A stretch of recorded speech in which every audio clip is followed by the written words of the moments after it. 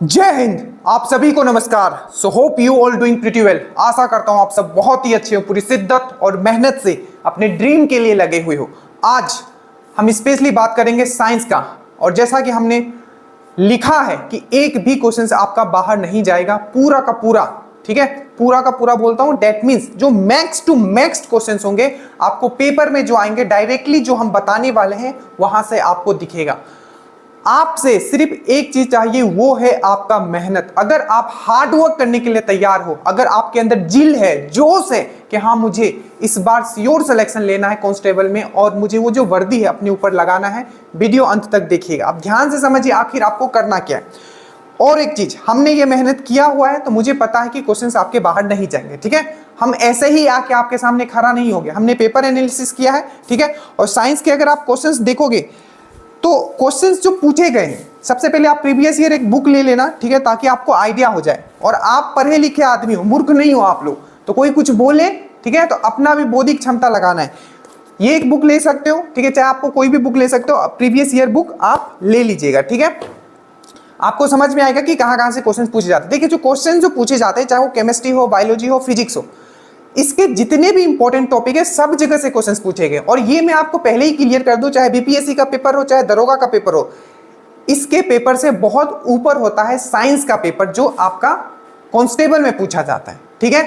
अभी एक दो पेपर जो हुआ है वो इजी पेपर था, पर इससे पहले वाले जितने भी पेपर देखोगे बहुत ही अच्छे लेवल के क्वेश्चन, मतलब अच्छे लेवल मतलब बहुत अच्छे लेवल के क्वेश्चंस पूछे गए, ठीक है। तो इसका पेपर इजी नहीं होता है साइंस का, सबसे पहले तो ये माइंड में आप डाल लो। दरोगा बीपीएससी भी कुछ नहीं है, ठीक है, इसके साइंस के पेपर के सामने।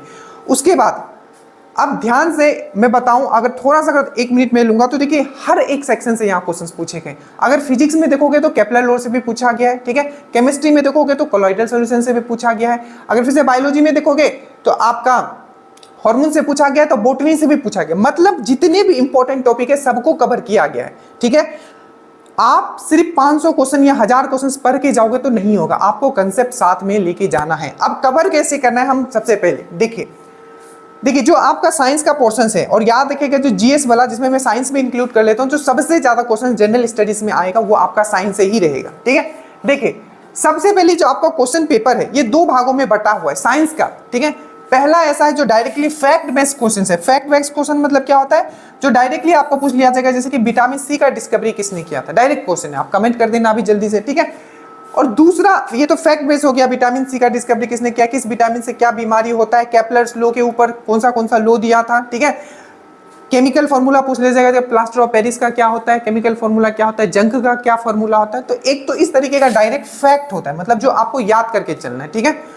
दूसरा है फॉर्मूला एंड कंसेप्ट बेस्ड, जैसे कि आपको मैं दिखाता हूं, ठीक है, किस टाइप के क्वेश्चंस पूछे जाते हैं। देखिए जैसे कि ये देखिए सब क्वेश्चंस आया हुआ, और यहीं से दरोगा के मेंस में क्वेश्चंस उन्होंने कॉपी किया है। मतलब दरोगा का जो मेंस में था ये सब क्वेश्चंस आया हुआ है, ठीक है। मतलब इसका क्वेश्चन उसमें, उसका क्वेश्चन उसमें, ठीक है।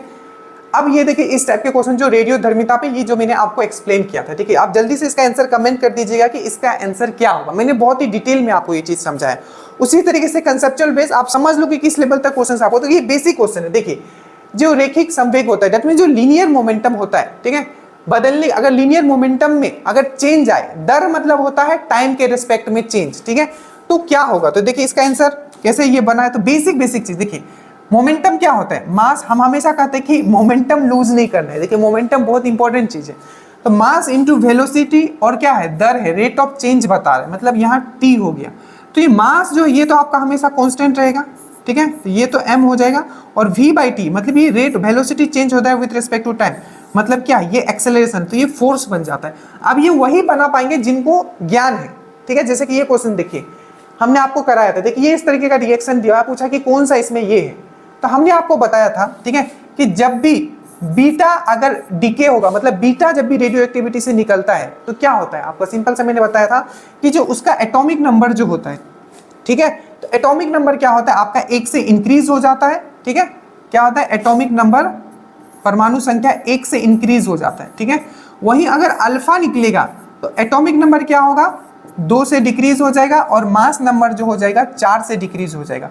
और गामा निकलेगा तो कोई चेंज नहीं होगा। तो जैसे कि देखिए यहाँ है, यहाँ ए था, ए से यहाँ ए ही है, यहाँ ए से ए ही है, ठीक है, मतलब मास नंबर में कोई चेंज नहीं हुआ है। मास नंबर में कब चेंज नहीं होता है, तो जब वो बीटा होगा, तो आइदर ये होगा चाहे ये होगा। बट एटॉमिक नंबर में क्या है, एक का चेंज आया, मतलब पहला तो बीटा होगा। दूसरा देखिए a से a-4 हो गया, मतलब मास नंबर जो उसका क्या हो गया, 4 से डिक्रीज हो गया, और उसका जो परमाणु संख्या है आपका कितना से डिक्रीज हो गया, 2 से डिक्रीज हो गया। तो ये इसका सही आंसर हो जाएगा। मतलब पहले ये बीटा को दिखा रहा है, बीटा डीके दिखा रहा है, उसके बाद अल्फा डीके दिखा रहा है, और उसके बाद गामा डीके दिखा रहा है। तो इस टाइप के क्वेश्चंस भी पूछेगा। एक और क्वेश्चन मैं बताता हूँ, देखिए ये और ये जो मैं बता रहा हूँ ये इजी लेवल वाले, इससे भी टफ लेवल के क्वेश्चन पूछे। तो आपको अगर कोई यूट्यूब में आके ऐसे ही बता दे रहे कि ये करो, नहीं, आप खुद जाओ और पेपर एक बार एनालिसिस करो। देखो ये क्वेश्चन देखो, ये n+ दिया, तो यहाँ क्या रखोगे ताकि इक्वेशन हो जाए। तो यहाँ क्या होगा, सिंपल से ये देखिए, यहाँ 14 है, यहाँ 7 है, ठीक है, और यहाँ 17 है, यहाँ 8 है, 1 है, 1 है। आपको मास नंबर और एटॉमिक नंबर, मतलब आपका परमाणु संख्या, द्रव्यमान संख्या जो इक्वल करना है। आपको मैंने पढ़ाया था अल्फा जो होता है वो हीलियम के न्यूक्लियस के इक्वल होता है। क्या होता है आपका, हीलियम के न्यूक्लियस के इक्वल होता है। तो यहाँ 2 हो जाएगा, यहाँ 4 हो जाएगा। तो अगर मैं यहाँ अल्फा रखता हूँ, अल्फा मतलब हीलियम के न्यूक्लियस, तो अल्फा रखता हूँ तो मतलब क्या हो जाएगा, यहाँ ऊपर 4 और यहाँ 2, तो ये हो जाएगा आपका 14। देखिए टोटल कितना है, 17 18 है ना, तो यहाँ 14 है, ये 4 है, तो ये 18 हो जाएगा, ठीक है। और अल्फा का नीचे यहाँ 2 है, तो ये 6 7 8, ये 1 9 हो जाएगा, 8 ये 1 9 हो जाएगा। अगर अभी समझ में नहीं भी आया है तो कोई बात नहीं, आपको जो इसका वीडियो होगा हम अलग आपको प्रोवाइड करेंगे, ठीक है। अब करना कहाँ से, कंटेंट आपको कहाँ से कंप्लीट करना है, ठीक है। आप किसी भी एक बेसिक बुक को रखोगे जो आप पढ़ते हो, ठीक है। अब देखिए अभी जो 40 दिन बचा है, आपको करना क्या, आप ध्यान से समझना, ठीक है।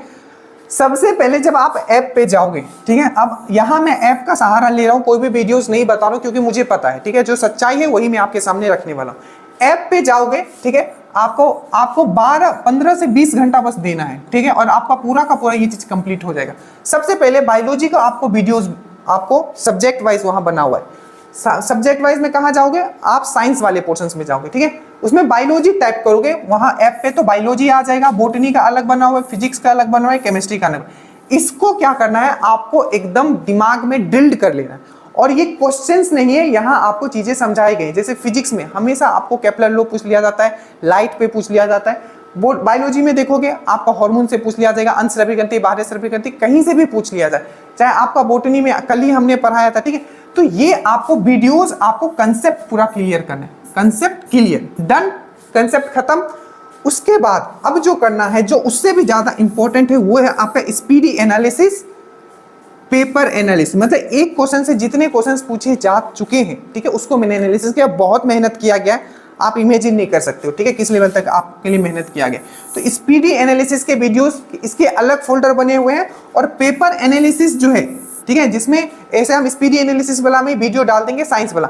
चाहे हमने दरोगा का पेपर एनालिसिस किया हो, चाहे आपका यूपीपीसीएस का किया हो, चाहे बीपीएससी का किया हो, आपको बस देखना है, क्योंकि जितना ज्यादा क्वेश्चंस कवर करोगे उतना आपका एक्यूरेसी हो जाएगा। तो सबसे पहले आप कंसेप्ट क्लियर करोगे, उसके बाद स्पीडी एनालिसिस देखोगे, उसके बाद पेपर एनालिसिस भी हम साथ में रहेगा। और प्रीवियस ईयर क्वेश्चंस के जो आपके जो कंसेप्चुअल और जो फॉर्मूला वाला क्वेश्चन है वो भी हम अपलोड कर देंगे धीरे धीरे, अभी हमारे पास टाइम है। तो सर करना क्या है, करना बस इतना है कि आपको ऐप पे जाना है, ठीक है, और ये वीडियोस आपको कंप्लीट करने हैं। मैक्सिमम 20 घंटा में आई थिंक ये पूरा का पूरा चीज आपका कंप्लीट हो जाएगा। और मैं इंश्योर करता हूं, आप एक बार पेपर उठा के देख लेना, जो अभी रिसेंटली जो भी पेपर हुए हैं, ठीक है, आपका एक क्वेश्चन बाहर नहीं जाएगा, ठीक है, ज्यादा और कुछ बोलना नहीं है। So thank you so much, इतना ही है, बस आप मेहनत इतना कर लेना, ठीक है, आपका साइंस से क्वेश्चंस नहीं छूटेंगे। बाकी और भी सब्जेक्ट वाइज वहां अपलोडेड है, बट जो साइंस एक ऐसा सेक्शन था जो सबसे सरदर्द वाला चीजें हैं आपके लिए, तो हमने आपको सॉल्व कर दिया, बाकी सब्जेक्ट भी हो जाएगा, वो ऑलरेडी अपलोडेड है। So thank you so much, study well, study hard, जय हिंद।